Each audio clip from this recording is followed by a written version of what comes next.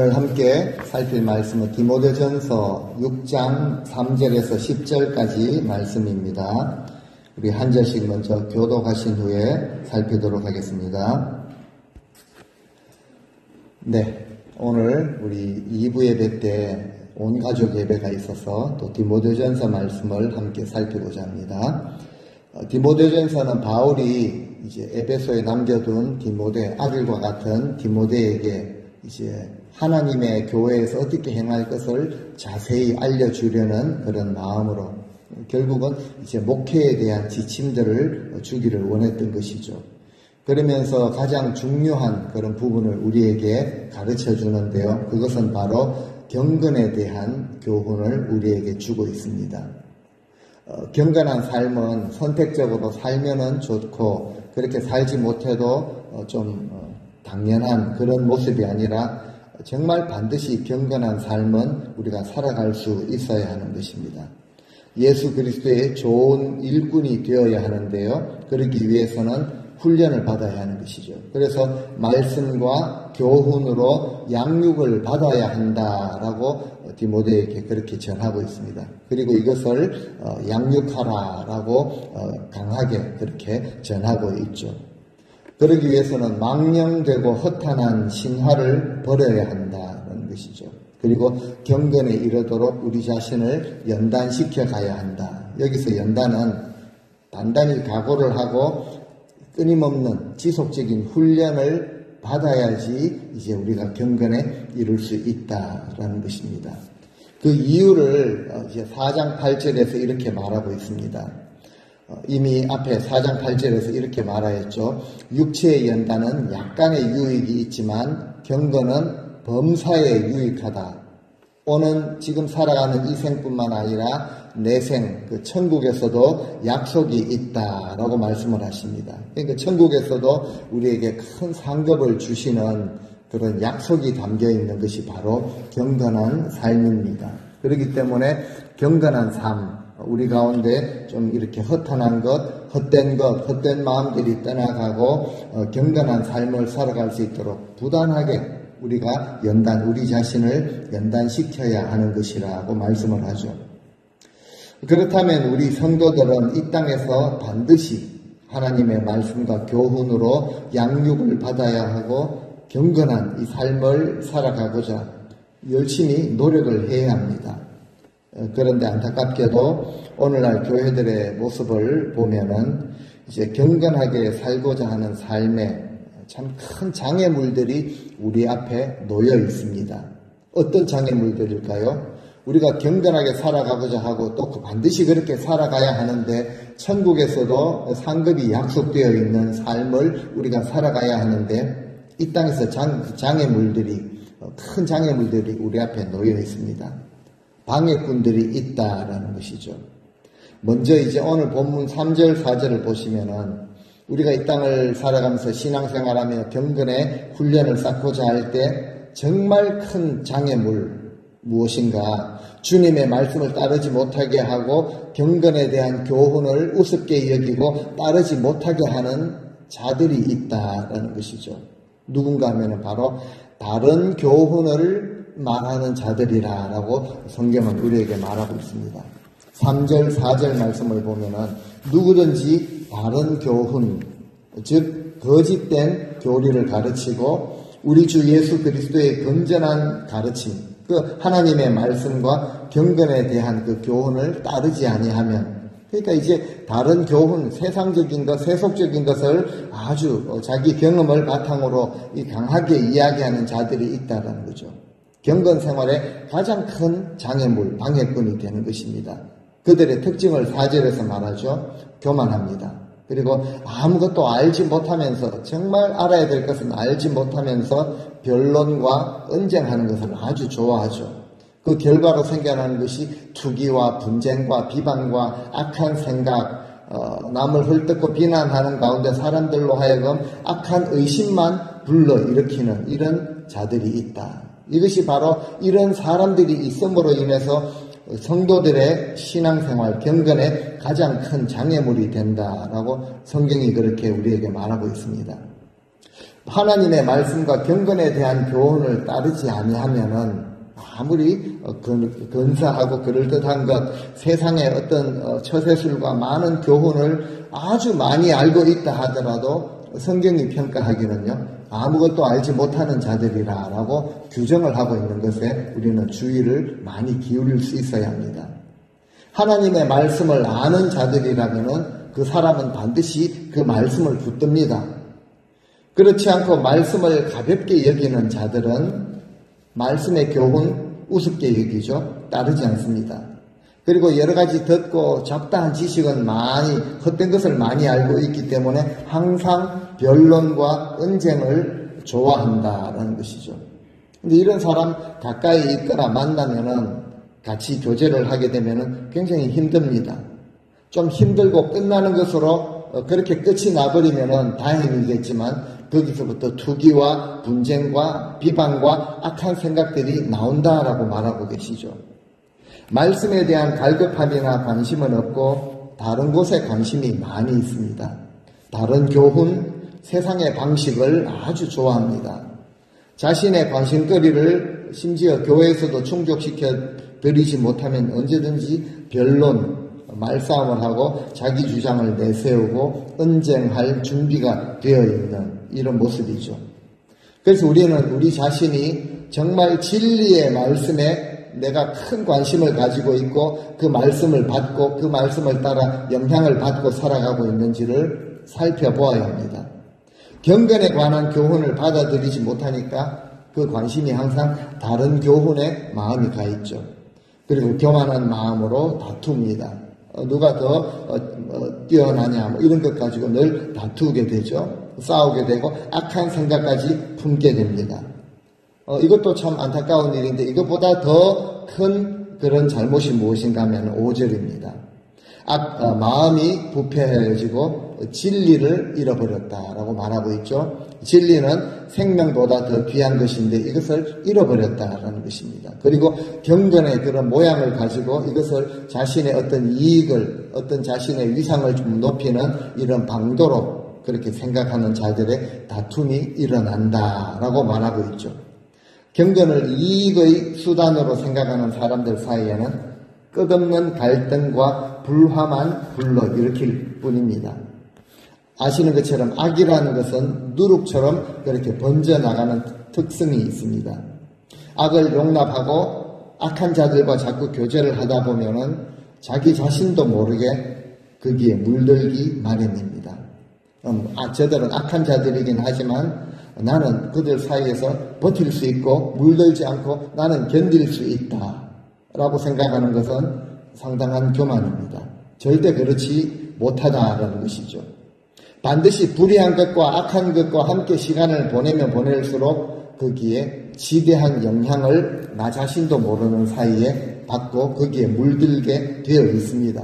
그래서 성경은요, 이런 것에서 떠나라, 끊어버리라, 아예 교제 자체를 하지 말라라고 진실되게 우리에게 그렇게 권고를 주고 계시는 것이죠. 그래서 우리는 바른 교훈을 쉽게 버리고 불경건하고 교만하고 이 땅의 세속적인 것을 탐하는 자들과 교제를 해서는 안 됩니다. 그래서 이런 관계는 끊어버리는 것이 상책이죠. 그들에게서 떠나는 것이 100번 잘하는 것입니다. 사랑해야지, 품어야지, 이것은 참 하찮은 핑계에 지나지 않는 것입니다. 악한 자들은요, 기도해야 될 대상이고 정말 하나님의 말씀을 전해야 될 대상이지 교제할 대상은 아니라는 것입니다. 하나님을 가까이 하는 자들을 가까이 하는 것이 경건에 큰 도움을 주는 것은 분명한 사실입니다. 믿음과 경건을 핑계하여서 사람들을 사귀는 것, 이것을 사용해서는 안 된다는 거죠. 이익을 추구해서는 안 된다는 것입니다. 특별히 신앙생활 하면서 돈 문제, 물질 문제를 항상 조심해야 합니다. 이제 그 말씀을 우리에게 이제 주고 계시는데요. 교회 안에서 금전 거래 해서는 안 된다는 거죠. 정치 이야기를 해서도 안 됩니다. 나라와 민족의 정치 지도자들을 위해서 기도하라는 것은 우리가 반드시 해야 하지만 정치 성향을 가지고 대화를 나누어서는 안 되는 것이죠. 기도가 정말 중요한 것입니다. 우리 신앙생활은 정말 하나님 앞에서 정결해야 되고 순수해야 합니다. 세속이나 불순한 것이 섞여 있어서는 안 된다는 것이죠. 경건을 다른 어떤 목적을 위해서 사용해서도 안 된다라고 하십니다. 믿음의 교제 외에 다른 어떤 목적을 가지고 성도들을 대해서도 안 된다라고 하십니다. 경건을 이익의 방도로 생각하기 때문에 다툼과 변론이 일어나는 것이죠. 딴 생각 엉뚱한 짓 하다가 교회가 갈라지기도 하는 것입니다. 그래서 불경건, 하나님 앞에서 불경건은 우리 인생에, 우리 신앙에 있어서 정말로 위험한 것이 되는 것이죠. 이제 경건 생활을 물질과 연결시켜서 바울이 계속 이야기를 하는데요. 신앙생활의 철칙과 같은 것입니다. 6절 말씀을 보시면은 이렇게 말씀을 하시죠. 이제 교회 안에서 일어날 수 있는 여러 가지 불경건의 그런 위험성에 대해서 이야기를 하다가 6절에 그러나 자족하는 마음이 있으면 경건은 큰 이익이 된다라고 하십니다. 자족하는 마음이죠. 스스로 만족할 줄 아는 사람은 경건에 참으로 큰 이익이 된다라고 말씀을 하십니다. 자족이라는 그 말씀 이제 뜻은요, 욕심을 부리지 않고 하나님께서 우리에게 허락하신 자신의 형편 그리고 허락하신 것에 감사하며 만족하는 것을 이제 자족이라고 합니다. 자족하게 되면은 경건에 큰 이익이 됩니다. 뿐만 아니라 앞에 4장 6절에서 말씀하신 것처럼 금생과 내생에도 약속이 있는 것이기 때문에 이 땅에서도 큰 이익이 되겠지만 내생에서도 천국에서도 큰 상급을 받게 되는 것이죠. 자족하는 삶은 주인 되신 하나님을 믿는 성도들이 가져야 할 정상적인 마음의 자세입니다. 물론 우리가 사람들마다 형편의 차이는 있겠지만 자족하는 자들은요, 내가 좀 부족한 건 내게 없는 것으로 원망하거나 불평하지 않습니다. 그냥 주신 것이 얼마가 되든 그것으로 감사하며 누리는 삶을 살아가는 자들입니다. 세상의 눈으로 볼 때, 경제적인 그런 기준으로 볼 때 저렇게 답답하게 어떻게 살까라는 생각이 들 수도 있겠지만 실상은요, 큰 이익을 누리며 살아가는 자들이라고 성경은 말하고 계십니다. 7절에 보면은 우리가 이제 이 성경이 기록된 후에 사람들이 말을 하는 것이 여기에 기록되어 있죠. 우리가 세상에 올 때 아무것도 가지고 온 것이 없었습니다. 그리고 이제 세상을 살아가는 동안 부모의 영향을 받기도 하고 이제 자기가 하는 그 일에 영향을 받기도 해서 좀 많이 가지는 경우도 있고 좀 부족하게 궁핍하게 살아가는 경우도 있을 수는 있습니다. 하지만 세상에 올 때 우리는 가지고 온 것이 아무것도 없었습니다. 그리고 세상을 떠날 때에도 아무것도 가지고 갈 수가 없는 것이죠. 공수래 공수거라는 표현이 있습니다. 빈손으로 왔다가 빈손으로 돌아가야 할 인생입니다. 가지고 갈 것이 없을 텐데 때로는 많이 가지고 가는 것처럼 사는 그런 모습이 있다는 거죠. 우스운 이야기지만 예전에 우리나라에서도 이제 관 속에다가 노잣돈이라고 해가지고 그렇게 넣어두는 풍습이 있었습니다. 그렇다고 해서 가는 길에 한 푼이라도 쓸 수 있는가? 그렇지 않죠. 그저 자손들, 후손들의 마음이 담겨 있다라고 말할 수는 있지만 이것은 미신에 속한 것입니다. 그래서 우리는 어떠한 삶을 살아가야 하는가? 우리 존재는요, 빈손으로 왔다가 빈손 들고 주님 앞에 서야 할 존재들입니다. 그렇기 때문에 이 땅을 사는 동안 어떻게 살아야 할 것인가? 단순하면서도 진리가 되는 말씀을 8절에 말하고 계십니다. 우리가 같이 한번 읽어보시겠습니다. 우리가 먹을 것과 입을 것이 있은즉 족한 줄로 알 것이니라. 지금 우리에게 먹을 것이 있고 입을 것이 있다. 그러면은 이제 족한 줄로 알아야 한다라고 이렇게 말씀을 하십니다. 이렇게 정말 만족하며 감사하며 그렇게 살아가는 분 계시는가요? 비교적 참 많이 가지고 있을 때는 참 감사하다라는 표현 또 나올 수가 있을 것입니다. 하지만 정말 궁핍하고 하루하루 끼니를 걱정해야 될 그런 처지에 살아가는 분들이 이런 말씀을 들을 때 이런 말씀을 어떻게 받아들일까? 사실은 목회자로서 그런 마음이 들기도 합니다. 지금 집에 먹을 쌀이 있죠. 은행에 잔고가 많이 있습니다. 입을 옷이 있죠. 많이 있는데도 우리는 입버릇처럼 입을 옷이 없다라고 이렇게 말하기도 하죠. 우리 인생은 대체로 이처럼 만족을 모른다라는 것이죠. 어떤 것에 만족을 모릅니까? 먹는 것에 만족을 잘 모릅니다. 그래서 식탐이라는 말이 생겨나는 것 같습니다.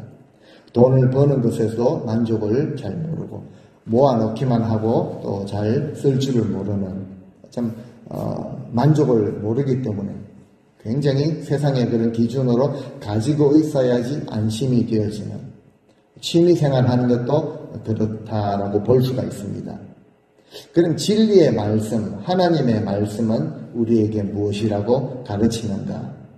자족하게 되면은 큰 이익이 있지만 만족하지 못하면은 탐욕을 가지고 살아가게 되면은 그 결과가 어떠하게 될 것이라는 것도 성경은 우리에게 말씀을 하십니다. 9절이죠. 부하고자 하는 자들입니다. 영어 성경에 보면 those who want to get rich, 아주 좀 부유하고자 하는 자들은 어떻게 된다고 합니까? fall into temptation. 여러 가지 시험과 올무와 어리석고 해로운 욕심에 떨어지게 된다. 곧 사람으로 파멸과 멸망에 빠지게 하는 것이라 라고 하십니다. 스스로 이제 만족할 줄 모르는 자들이죠. 부자가 되고자 노력하는 자들은 이제 만족을 모르는 자들이 있기 때문에 이런 표현을 하고 있습니다. 끊임없이 더 부자가 되기를 원하죠. 돈을 사랑하는 자들 스스로 시험과 올무에 빠지게 됩니다. 그래도 나는 자신이 있으니까 올무에는 빠지지 않을 자신이 있기 때문에 돈을 좀 많이 벌어봤으면 좋겠다. 나는 올무에 빠지지 않을 자신이 있습니다. 이것 역시 상당한 교만입니다. 이런 마음을 가지고 있다면 자동적으로 여러 가지 어리석고 해로운 욕심에 빠지기 마련입니다. 심지어 덫에 걸린 짐승처럼 파멸, 멸망에 깊이 빠지게 하는 것이 바로 이런 마음이라는 거죠. 부하고자 하다가 삶 전체가 망가지는, 그렇지 않을 것 같지만 이런 예들, 삶이 망가진 이런 부분들을 보면은 그 마음에는 부하고자 했던 그런 마음이 다 있었다라는 거죠. 성경이 우리에게 들려주시는 말씀이니까 우리는 깊이 새겨서 들어야 할 것입니다. 마지막 10절 말씀 우리 같이 한번 읽어보시겠습니다. 돈을 사랑하니 일만 악의 뿌리가 되나니 탐내는 자들은 미혹을 받아 자기를 찔렀도다. 조금만 우리가 깊이 생각을 해보면은 돈을 사랑하는 것 때문에 모든 죄악, 이제 1만 개라고 이제 성경은 숫자를 구체적으로 표현하는데요. 모든 죄악을 상징하는 것일 것입니다. 모든 죄악이 돈을 사랑하는 것에서 생겨난다 라는 것이죠. 돈 때문에 거의 모든 문제가 생겨난다. 그렇죠? 상속 문제로 그렇게 천문학적인 그런 재산을 가지고 있다고 하더라도 자식들끼리, 가족끼리 싸움이 일어나기도 하는 것이죠. 그리고 이것이 더 커지면은 살인까지 가게 되는 것입니다. 그래서 어떤 이들은 돈을 따르다가 미혹을 받아 믿음에서 떠나 방황하기도 하고 많은 근심으로 자기 자신을 스스로 찌르는 그런 결과를 가지고 오게 된다. 스스로 많은 괴로움을 겪게 된다라고 하죠. 이 세상은 어쩔 수 없는 것 같습니다. 살아가는 동안 우리가 다 돈 문제 때문에 근심이 많죠. 그렇다면 오늘 말씀은요, 이제 그렇다면 돈을 많이 벌지 말라라고 하는 말씀은 절대 아닙니다. 돈을 벌어야 합니다. 그런데 그 과정에 우리가 돈, 물질이라는 이 자체를 사랑하게 될 수가 있기 때문에 결국 돈을 사랑하는 것이 문제가 된다라고 성경은 우리에게 진실을 말해주고 있습니다. 자기 자신을 스스로 찌르거나 사람들과의 관계가 깨어지게 하거나 믿음에서 멀어지게 하거나 파멸이나 멸망에 빠지기도 한다라고 그렇게 말씀을 하십니다. 성경은 거부를 인정합니다. 많은 믿음의 조상들이 거부였죠. 먹고 살기 위해서 우리가 이 땅에 경제활동을 하고 투자를 하고 돈을 버는 것을 정죄하지 않습니다. 주님도 물질을 맡기신 후에 이것을 가지고 투자를 해서 소출을 이익을 얻도록 그렇게 말씀을 하셨죠. 그런데 엄밀히 말하자면은 마냥 부자가 되기 위해 돈을 벌고 모아놓는 것을 성경은 금하고 있습니다. 둘 사이에는 엄청난 차이가 있다라고 볼 수가 있습니다. 우리가 먹고 살아야 하고 세상에 여러 가지 활동을 해야 하고 자녀들을 키우기 위해서 당연히 돈을 벌어야 합니다. 그리고 우리가 감당하는 직장이나 사업 종류에 따라서 비교적 많이 벌 수도 있고 비교적 좀 적게 벌 수도 있을 것입니다. 그런데 오늘 말씀은 분명하게 9절 말씀에도 그러고 이제 부자가 되려고 해서는 안 된다라고 말씀을 하십니다. 일용할 양식이 있고 내 생활이 지금 영위가 되는데도 더 많이 벌어놓아서 모아놓으려고 하는, 그리고 거기에 만족하려고 하는 자세, 정말 부자가 되고자 안달이 나는 이런 자세를 책망하십니다. 왜냐하면은 부라는 것은, 부유함이라는 것은 우리의 추구하는 대상이 되어서는 안 되기 때문에 그렇습니다. 오늘날 이 시대는 둘 중에 하나를 섬기게 되어 있습니다. 돈을 벌어야 하지만 돈을 벌다가 그 돈을 사랑하게 되는 쪽으로 빠지기가 쉽습니다. 이 물질이라는 것은 하나님이 주신 것이고 하나님의 뜻대로 사용해야 되는 대상이지 사랑하는, 숭배하는 대상이 되어서는 절대로 안 되기 때문에 그렇습니다. 돈을 사랑하기 때문에 그것 따라 움직이는 인생은 무척 가련하고 불행한 인생이라고 말할 수가 있습니다. 우리는 주님 때문에, 주님이 주신 사명 때문에 그것을 따라 움직여야 하는 존재들입니다. 물질이 우리의 사랑의 대상이 되는 순간 일만 악의 뿌리가 되어버립니다. 하나님께서 허락하시는 의식주에 자족하며 살 수 있어야 합니다. 주님께서 그렇게 말씀을 하셨는데요.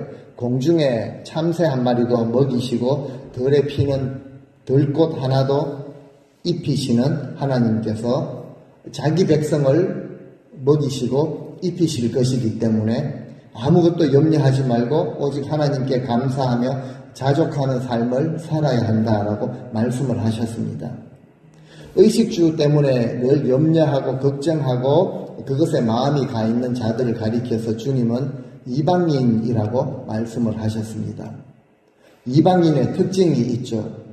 늘 세상의 방식이나 재물에 대한 염려, 탐욕으로 그렇게 살아가는 자들, 자기 만족을 위해서 자기 중심으로 살아가는 자들이라는 그런 존재라는 특징도 있지만 이방인은요, 이런 뜻을 넘어서 가장 중요한 이방인의 규정은요, 하나님을 아버지로 두지 못한 자들이다라는 뜻을 가지고 있습니다. 만유의 주제가 되시는 하나님을 아버지로 섬기는 자들이라면 적어도 이 물질 문제에 있어서는 우리의 필요를 아시고 공급하여 주시는 하나님을 신뢰하며 주신 것에 감사하며 자족하는 삶을 살 수 있어야 합니다. 이것이 자녀된 삶이고 성도다운 삶이 되는 것입니다. 우리는 하나님이 주시는 것에 정말로 만족하며 자족하며 살 수 있어야 합니다. 물론 하나님께서 어떤 자들에게는 좀 사람들이 부러워할 만한 물질의 풍요함을 차고 넘치는 것을 허락하시는 경우도 있습니다. 그리스도인이라고 해서 무조건 오늘 먹을 것, 오늘 벌어서 먹고 살 것 있으면 감사하고 그것으로 그냥 그렇게만 살아가야 하는 존재는 아닙니다. 평생 어떤 경우에는 몇 대를 걸쳐서 물질 걱정 없이 살아갈 수 있도록 그렇게 버는 자들도 있습니다.